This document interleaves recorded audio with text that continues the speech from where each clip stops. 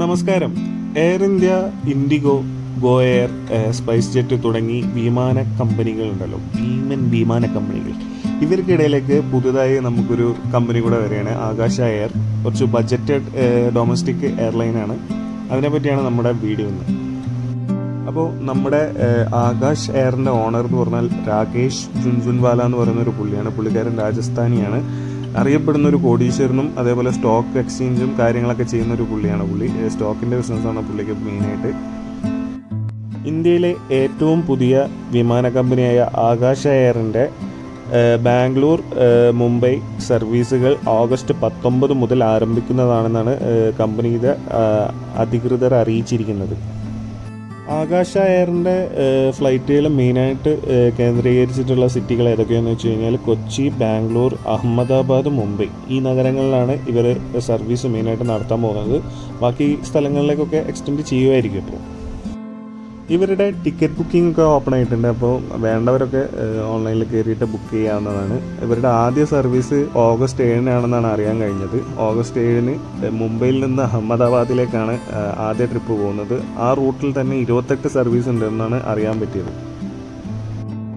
August 13 മുതൽ കൊച്ചി ബാംഗ്ലൂർ റൂട്ടിൽ service start ചെയ്യുന്നുണ്ട്. അവരുടെ വെബ്സൈറ്റിൽ കയറി സെർച്ച് ചെയ്തപ്പോൾ കണ്ടത് ഒരു 3600 ആ റേഞ്ചിലാണ്. അത് കുറച്ചൊന്ന് അപ്പ് ആൻഡ് ഡൗൺ ആവാൻ ചാൻസ് ഉണ്ട്. പക്ഷേ അവരുടെ ഒരുവിധം സ്ഥലത്തൊക്കെ ആഡൊക്കെ കൊടുത്ത ഒരുവിധം സ്ഥലത്തൊക്കെ കാണാൻ പറ്റിയത് മിനിമം അവരുടെ എല്ലാ ഫ്ലൈറ്റിനും മറ്റുള്ള ഫ്ലൈറ്റ്സിനെ വെച്ച് കമ്പയർ ചെയ്യുമ്പോൾ ടിക്കറ്റ് ചാർജിൽ ഒരു 500 രൂപയെങ്കിലും ഡിഫറൻസ് കൊടുക്കുന്നതാണ് അവർ പറയുന്നത്. അതിനി മുന്നോട്ടേക്കുള്ള സർവീസിൽ കണ്ടറിയാം എങ്ങനെയാണെന്ന്. എല്ലാവർക്കും വിമാനയാത്ര എന്നാണ് ആകാശ എയർ മുന്നോട്ട് വെക്കുന്ന ആശയം. ഇവരുടെ മെയിൻ കോമ്പറ്റീറ്ററായിട്ട് വരാൻ പോകുന്നത് ഇൻഡിഗോ ആയിരിക്കും. ഇൻഡിഗോ കൊടുക്കുന്ന ടിക്കറ്റ് ഫെയറിനെക്കാട്ടിയും മച്ച് ബെറ്റർ ആയിട്ട് ഇവർ കൊടുക്കുമെന്നാണ് ഇവർ വാഗ്ദാനം ചെയ്യുന്നത്. അതുകൊണ്ട് ഇൻഡിഗോ ഇവരും തമ്മിൽ നല്ലൊരു ക്ലാഷ് ഉണ്ടാകാൻ ചാൻസ് ഉണ്ട്. പക്ഷേ എക്സാക്റ്റ് എന്ത് നടക്കും എന്നുള്ളത് നമുക്ക് കണ്ടറിയണം.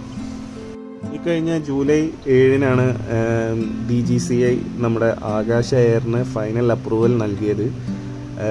ഇതിപ്പോൾ വരുന്നതോട് കൂടിയിട്ട് ബഡ്ജറ്റ് എയർലൈൻ യാത്രയിൽ ഭയങ്കരമായ മത്സരം കൂടുമ്പോൾ എന്തായാലും എല്ലാവർക്കും റേറ്റ് കുറച്ചേ പറ്റൂ.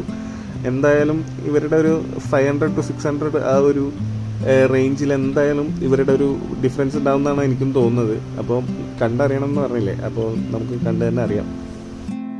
നിലവിലിപ്പോൾ ഈ 4 എയർപോർട്ടുകളിലാണ് ആകാശ സർവീസ് ചെയ്യുന്നത്: അഹമ്മദാബാദ്, കൊച്ചി, അതേപോലെ മുംബൈ, ബാംഗ്ലൂർ. അപ്പം ഇതല്ലാതെ മറ്റുള്ള എവിടെയൊക്കെ തുടങ്ങാൻ പോകുന്നുണ്ട് ഫ്യൂച്ചറിൽ എന്നുള്ള കാര്യങ്ങളൊന്നും ഇതുവരെ കമ്പനീൻ്റെ സൈഡിൽ നിന്ന് ഒരു പ്രതികരണം ഉണ്ടായിട്ടില്ല.